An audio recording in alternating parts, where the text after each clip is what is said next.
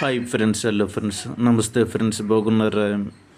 అయితే లక్ష్మీదేవి గురించి నేను చెప్పాలనుకుంటున్నాను. లక్ష్మీదేవి అంటే మన హిందూ మతంలో గొప్ప దైవమాత. కొందరు హిందూ మతంలో వరలక్ష్మి వ్రతం వస్తే డబ్బులు, స్వీట్లు, చీరలు, గాజులు, రకరకాల మొత్తం అన్నీ పెడతారు. అలాగే బంగారం, వెండి ఇలాంటివి పెట్టి పూజిస్తారు.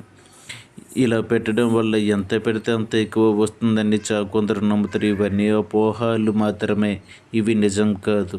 లక్ష్మీదేవి ఉండే స్థానాలు ఏమిటో నేను ఇప్పుడు చెప్పాలనుకుంటున్నాను ఫ్రెండ్స్. హిందూ మతంలో లక్ష్మీదేవిని వరలక్ష్మిగా కూడా కొలుస్తూ ఉంటారు. లక్ష్మీదేవి నివసించే స్థానాలు ఏంటో మీకు తెలుసా? లక్ష్మీదేవి అంటే కేవలం ధనమిచ్చే దేవత మాత్రమే కాదు.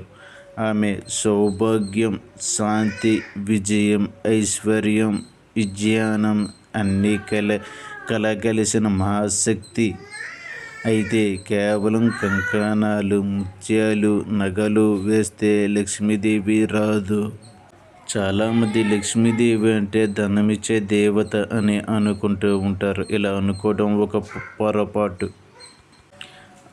అయితే లక్ష్మీదేవి నివసించే స్థానాలు ప్రత్యేకమైనవి, పవిత్రమైనవి. ఎక్కడ ఇల్లు శుభ్రంగా ఉంటుందో, ఎక్కడ రోజు ఉదయమే గోవింద నామ స్మరణ వినిపిస్తుందో, అక్కడ భక్తితో దీపారాధన జరుగుతుందో, ఎక్కడ వృద్ధులను గౌరవిస్తారో, ఎక్కడ అన్నదానం జరుగుతుందో, ఎక్కడ భార్యాభర్తలు పరస్పరం గౌరవంతో ఉంటారో, అక్కడికి లక్ష్మీదేవి తానంతట తానే వస్తుందని శాస్త్రాలు చెబుతున్నాయి. ఎందుకంటే ఆమెకి కావలసింది శుద్ధత, శ్రద్ధ, శాంతి, సత్యం. ఈ 4 ఉన్న చోట అష్టలక్ష్మిలు కూడా కొలువై ఉంటారు. ఈ వీడియో బట్టి మీకు ఏమి అర్థమయ్యి ఉంటుంది అని నేను భావిస్తున్నానంటే, లక్ష్మీదేవి అంటే ఆమె ధనమిచ్చే దేవతే కాదు,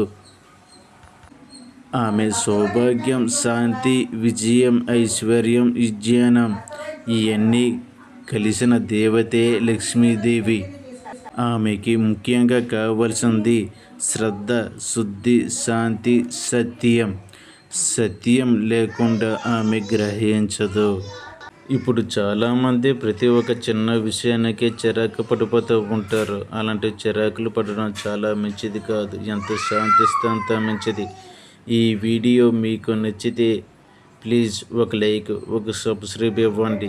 మీకు అంతకీ 2 నిమిషాలు వీలైతే షేర్ చేయండి ప్లీజ్.